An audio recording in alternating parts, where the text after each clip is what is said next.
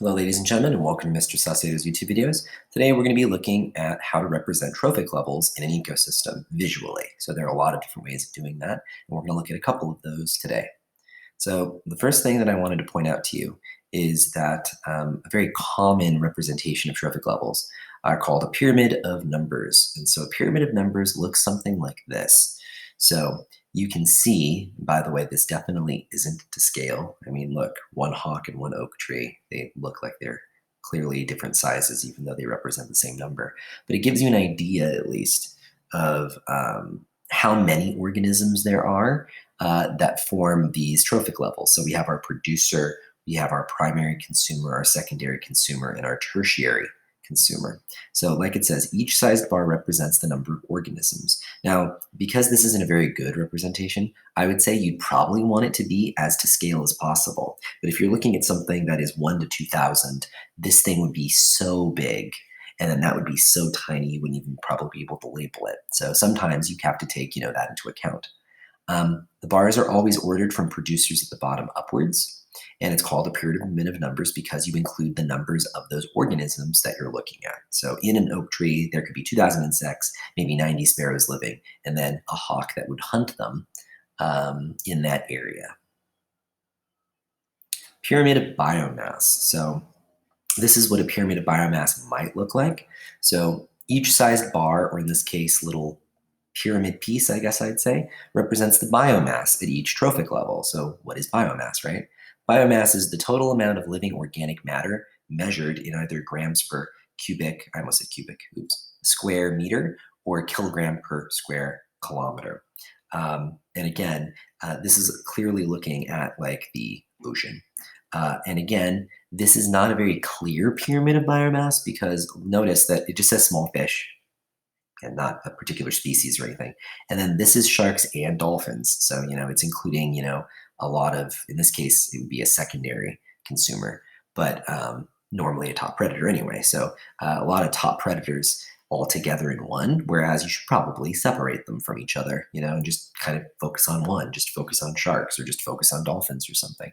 But this is what a pyramid of biomass looks like. And so notice again that the bars or the little pyramid pieces are ordered from producer at the bottom, and then you increase as you go up. So we've got, again, producer, primary consumer, secondary consumer, and then you could have tertiary or a lot of other things at the top here. But notice that you have 4, in this case, it looks like it's grams, but that's a weird abbreviation for grams, whoever made that diagram. So 4 grams per square meter, 8 grams per square meter, and then 12 grams per square meter. At least I think that's probably what GM is standing for here. Again, not a very clear, let's say, pyramid of biomass, but still you get the idea.